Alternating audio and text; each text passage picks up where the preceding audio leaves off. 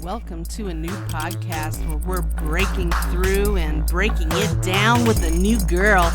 Your host, Dawn Piercy.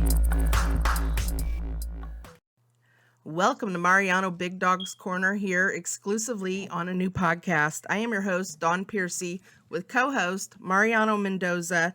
Tonight we're bringing you SPC Hector Barajas. He is the director of the Deported Veterans Support House and founder of The Bunker. He served in the U.S. Army from 1995 to 2001, and when he got home, he was deported. SPC Hector Barajas, how are you? And thank you for being a new guest. Thank you very much for having us on this platform, and I'm doing pretty well. And hello to everybody, and also Mariano Big Dog there. Hey. Yep. Now, you run the bunker in Tijuana, Mexico, correct? Yes, that's correct, man. Okay.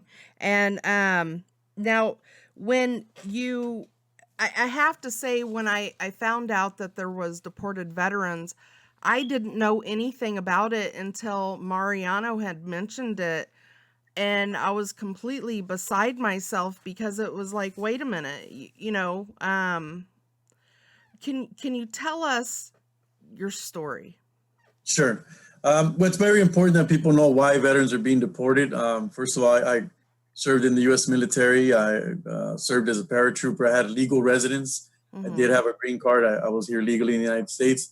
Unfortunately, while I was in the military, I didn't pursue my citizenship, and I wasn't advised by my command, and I didn't do the citizenship. And after the military, I got honorable discharge, got into some trouble, went to prison, went to jail, and then I was eventually deported. So that's the reason most veterans are being deported. They serve their prison sentences, they served in the military, and or it could be a small time in jail, but they get deported for some type of crime.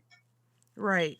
Now, I know most of our audience may be unaware, but I know that this definitely needs awareness. It started coming to light in 2016 when the stories started popping up about the bunker. Can you tell us about how you got the bunker started? Sure. Well, basically, there was a need and a necessity for this place. We started off as just an apartment out of my apartment building. And from there, I thought it was just going to help people with housing. But over the years, we've been able to get people their VA benefits. We've identified veterans being deported to 40-something countries. We have hundreds of veterans that we've identified. We've been able to get some in home. We've gotten pardons. We've gotten legislation introduced, and more awareness about our situation. I wanted to point out that because most people are going to focus on the criminal part of it, we don't condone criminal activity, unfortunately. Right. Some come back and they have PTSD. It's not an excuse, and they commit. They get in trouble, and it's just the fact of we have homeless veterans, we have veterans that take their lives. So when you come back from the military, you come back different, and some people make bad, make some mistakes and get in trouble, and everybody deals with things differently, and this is the population that we're dealing with. And you would think that after serving and already having your, being legal, that they would treat you as they do other Americans that have traffic tickets. Because I came across, in my research that your last deportation was due to traffic violations. Well, it was because I had been previously deported. They just deported me again, but I got stopped and they just they restarted my deportation again for the previous deportation. But you have guys that are deported for small minor things like writing a bad check, also DUIs, and you have some there's drug abuse and domestic violence. Again, we don't condone any type of misbehavior, but these guys serve their prison sentences. Regardless of that, we feel that we should still take care of these men even in their bad times. We have a commitment, honor our veterans, take care of our veterans, and if they're going through issues, we gotta be there for them. And Right. if you screw up, yeah, you go to jail. If you're homeless, we try to take care of you. And if that's how I feel about it. Now, they're saying that the Homeland Security don't even know how many deported veterans there are at this time. And I was aware that Military Times reported Defense Secretary Jim Mathis on February 9th told the reporters that approximately 800 DACA service members and veterans who had been honorably discharged will be protected from deportation. So that's a start. Wow. That's a start. And that, according to my research, VA just opened up a healthcare center on your side of the border. Is that going okay for you guys? Yes, that's correct. We've had two appointments. Wow. We've had two appointments done already, and some of them in did get compensation. We also work directly with the VA to help them in file for their VA benefits. So we're starting to have relationships with the Veterans Administration, and they're trying to do their part.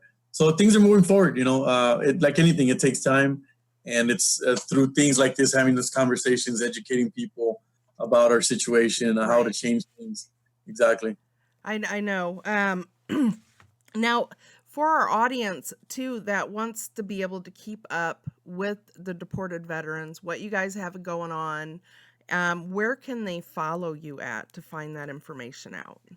Sure. So they can go to our website, deportedveteranssupporthouse.org, or they can look us up on Facebook, Deported Veterans Support House. And we have a couple of locations one in Juarez. We're going to visit the Dominican Republic in June to establish another one, and then one in Jamaica. So we're connecting with all these different veterans under our organization, but just, having different locations.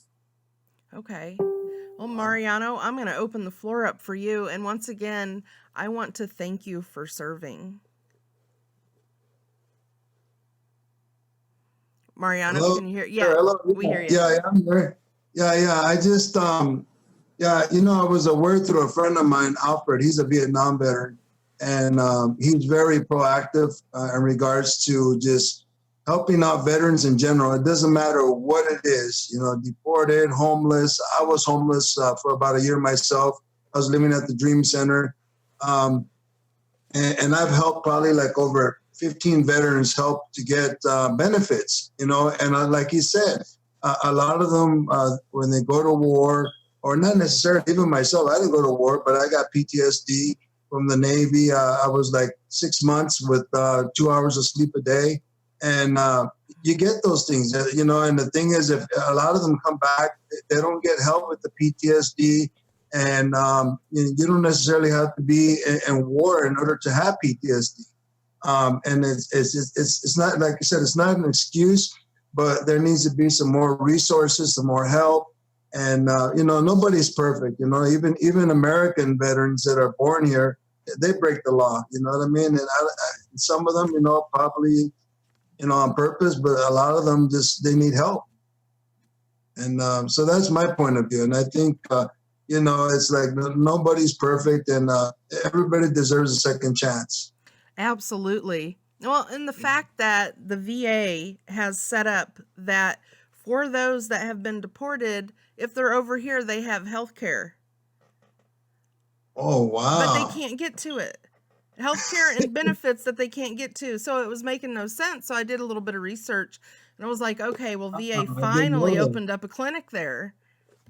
I mean, wow. Yeah. That is awesome. That's great. Yeah, and I used to go to Tijuana like at least once a month. I actually want to go there pretty soon and just see Hector and visit him and get involved. You know what I mean? Because a lot of people, they talk a lot and do, they want to do things, but I know it's hard to get to Tijuana sometimes, but at least invest and help and send them money, send them calling cards, I think he said, because it's cold over there, they need all the resources they can get. Right. They're technically in another country. You know what I mean? Yeah. So it's really different in Mexico, right, Hector? Yeah, it's a different one of the things that's sometimes hard for people, especially when they haven't lived in this country, and some people, you'd be surprised, don't know the language. But still, you still have to readjust to the different ways of just even the money, how the money works, how use Mhm. healthcare and all that. So that's what we do here. And the most important thing that we want to address is that we just want to be back with our families and their loved ones. And oddly enough, the only way deported veterans can return is if I die tomorrow, I can be taken back to the United States. They're going to bury me with an American flag and say thank you for your service. So it's just ironic that okay, I'm not good enough to live here while I'm alive, but once I die, then yeah, you can come down here. Come on down. Oh, that's horrible. Yeah, it makes absolutely no sense. And it is. It's horrible. And I just, hats off to you for doing what you do, Hector, to help others that have been put in your situation. Thank you. And but pretty soon I should find out if I become an American citizen. I'm in the process of it. So hopefully go back. Done. Yeah. That'll be nice. Then you can work on both sides. Or I Exactly. don't know if you'd be afraid to go back, but You know what? I hear a lot of people complaining about the United States, and it's things probably aren't what they used to be, but right. it's my country. It's my home, and I think if we can do, I've made mistakes, and I think I'm becoming a better person. Let's make our country better again by, starting with ourselves, but also trying to change other things that are back there. But it could be worse, for the people that have deployed to Afghanistan, or when you go to other countries like Mexico, man, it could be a lot worse. But home is where the heart at. So I want to go back. I want to be able to, I want to be able to. That's just home, It's just that's all I can say. Yeah. Well, I want to thank you so much for taking the time out to come on to Mariano Big Dog's Corner. And it has been a pleasure interviewing you and finding out your story. And once again, for our audience, check out Hector's bio page, and there is a link to his Facebook page as well that I placed in there. And be sure to follow him and keep up with everything that we've got going on. And this has been a new podcast.